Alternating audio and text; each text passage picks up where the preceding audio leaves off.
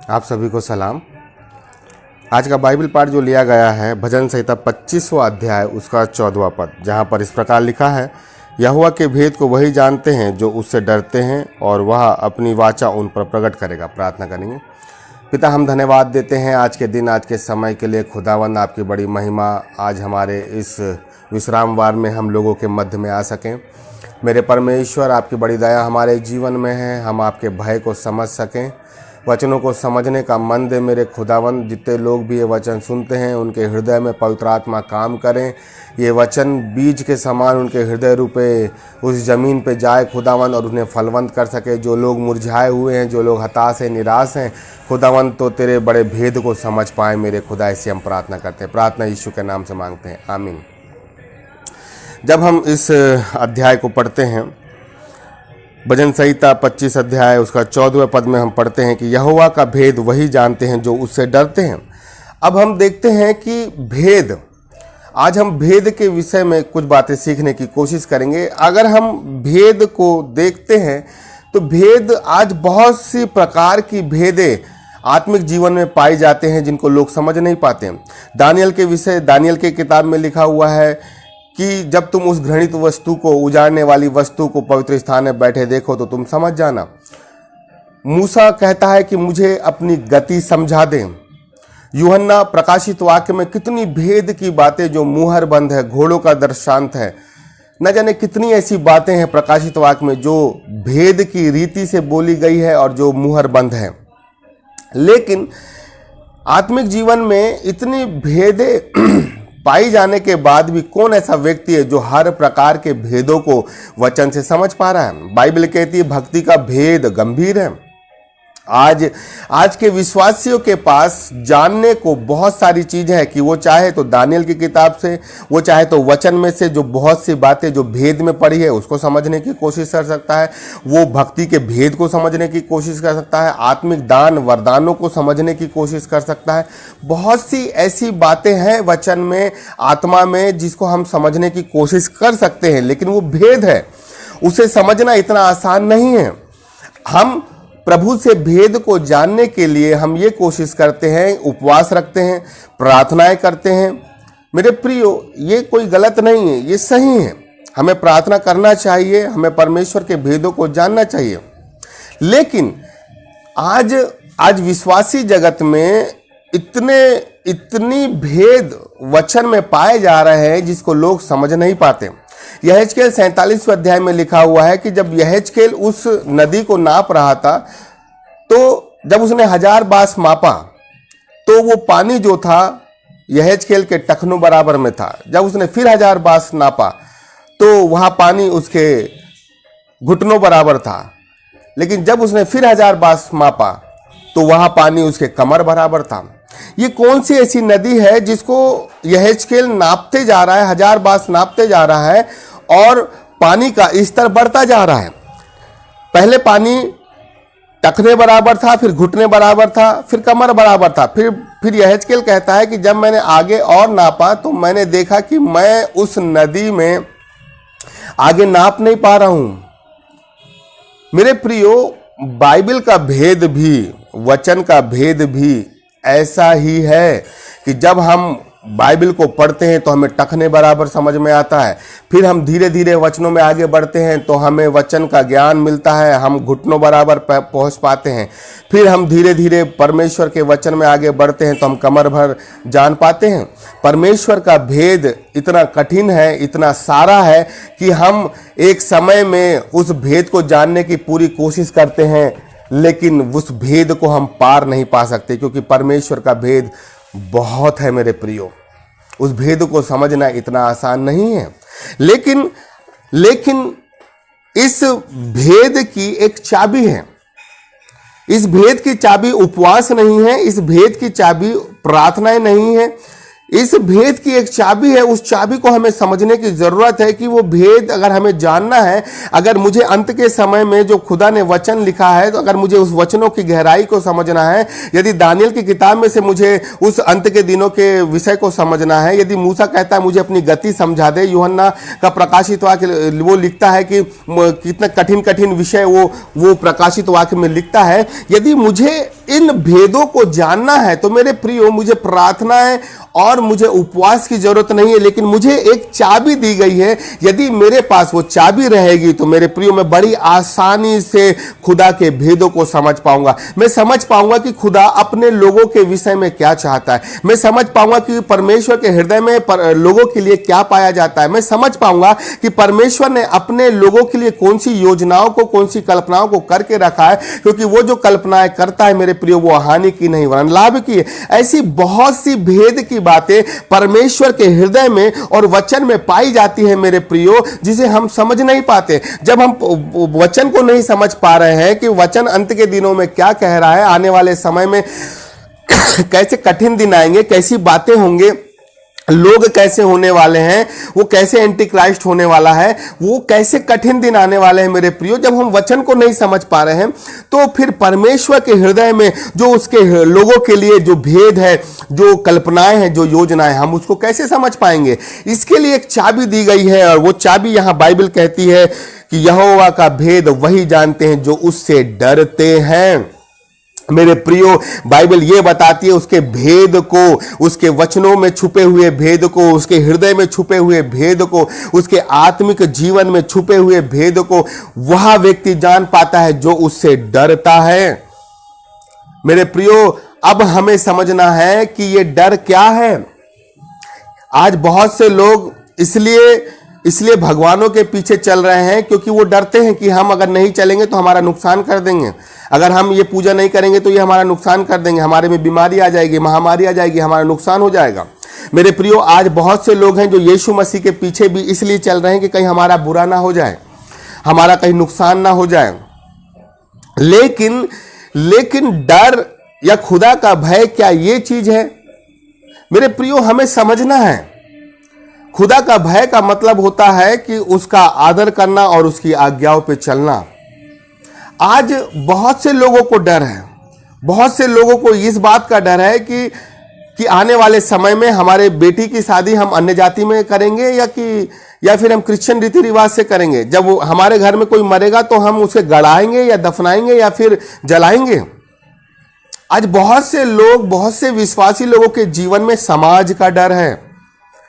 आज बहुत से लोगों को शादी का डर है, मरने का डर है कि हम कैसे क्रिश्चियन रीति से अपने आप पर हम दफनाएंगे या फिर जलाएंगे। मेरे प्रियो आज बहुत सी दिक्कतें आज विश्वासी जगत में हैं कि विश्वास में लोग आ तो जाते हैं लेकिन पूर्ण रीति से खुदा को अपनाते नहीं है, उसके भय में नहीं चलते हैं। आज बहुत से लोगों को समाज का डर है कि हम शादी यदि दूसरी जगह कर देंगे तो हमें समाज से निकाल देंगे, फिर हमें गड़ाएगा कौन, दफनाएगा कौन। आज क्या हमें समाज का डर रहना चाहिए? आज बहुत से लोगों को शैतान का डर है कि शैतान हमारे जीवन में बीमारी को ना डाल दे, शैतान हमें हमारा नुकसान ना कर दे, शैतान हमें नौकरी से ना निकाल दे, शैतान कहीं ना कहीं हमारे में सेंध ना लगा ले, जो अच्छा चल रहा है वो बुरा ना हो जाए। आज दिक्कत इस बात की है कि हमें परमेश्वर से ज्यादा समाज का डर है, परमेश्वर से ज्यादा नौकरी खोने का डर है, परमेश्वर से ज्यादा शैतान का डर है। मेरे प्रियो हमें पता है कि शैतान जो है वो तोड़ता है, लेकिन मैं आपको बता दूं हमारा परमेश्वर तोड़े हुए को बनाने की सामर्थ रखता है।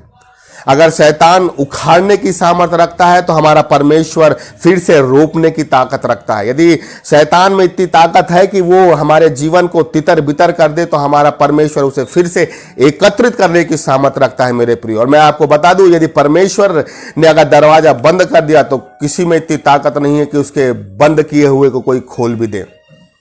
तो हमें डर किस बात का रखना चाहिए? शैतान का, जिसके पास एक निश्चित ताकत है, निश्चित उसके पास एक एरिया है, निश्चित सामर्थ्य है उसके पास, या फिर मुझे परमेश्वर के डर भय में चलना चाहिए जो अगर शैतान बिगाड़ भी दे तो परमेश्वर जिसे बनाने की सामर्थ्य रखता है, तो मुझे परमेश्वर के भय में चलना चाहिए।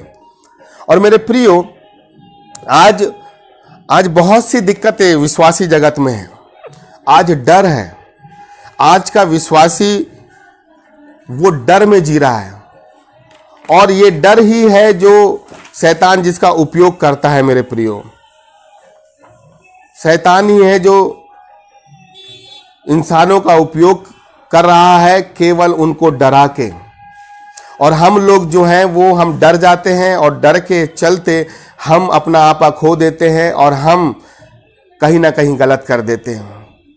ना जाने कितने बार हम लोगों ने गलत काम किया है केवल डर के चलते, हमने गलत निर्णय लिया है केवल डर के चलते। लेकिन बाइबल बोलती है यहोवा का भय मानना बुद्धि का मूल है।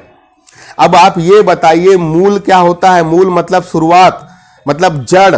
मेरे प्रियो, जड़ ही है जो जमीन में से पानी को लेती है और ये जड़ ही है जो पानी को ऊपर टहनियों तक, पत्तों तक लेके जाती है।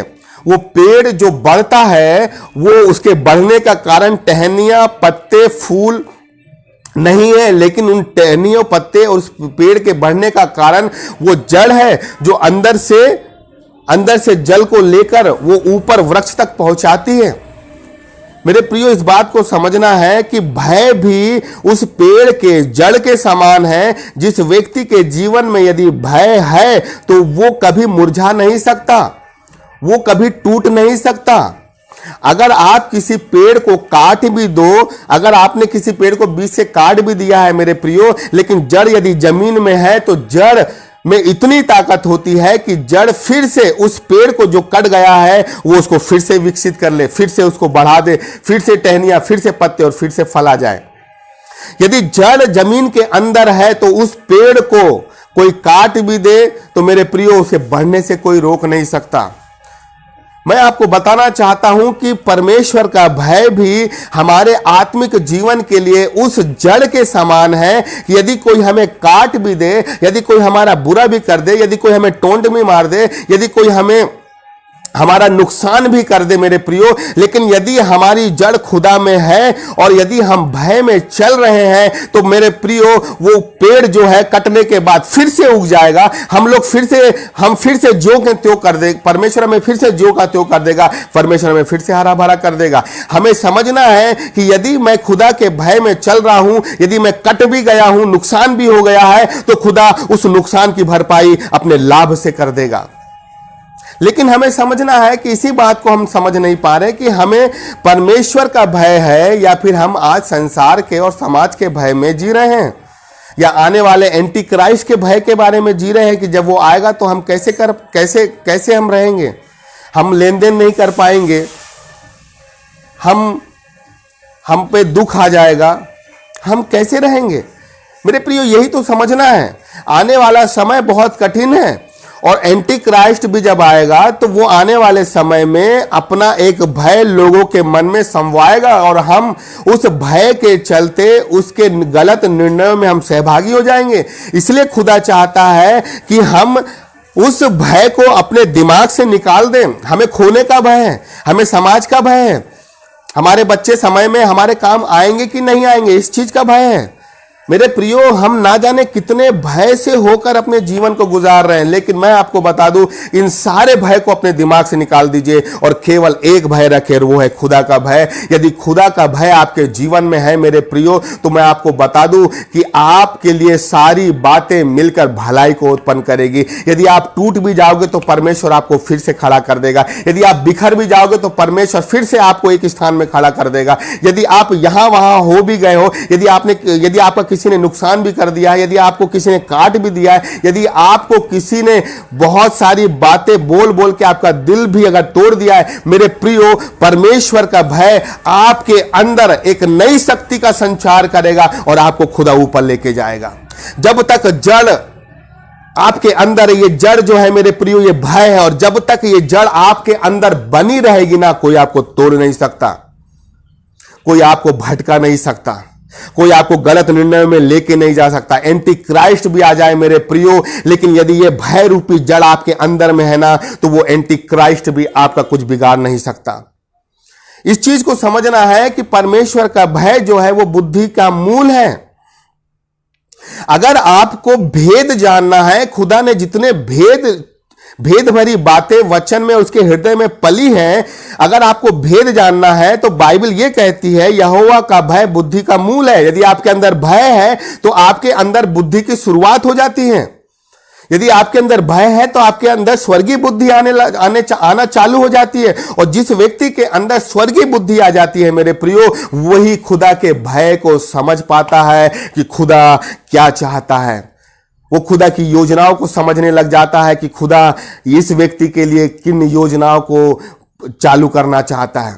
वो समझने लग जाता है, बाइबल में छुपी हुई भेद की बातों को समझने लग जाता है मेरे प्रियो कि परमेश्वर ये वचन क्यों दिया है। बाइबल जो बता रही है यहोवा का भय मानना बुद्धि का मूल है, इसका मतलब यह है यदि आपके अंदर खुदा का भय है तो आपको खुदा एक भय देगा और वो बुद्धि देगा, और वही बुद्धि आपको आने वाले समय में खुदा के रहस्यों को, भेदों को प्रकट करने पाएगी। मेरे प्रियो,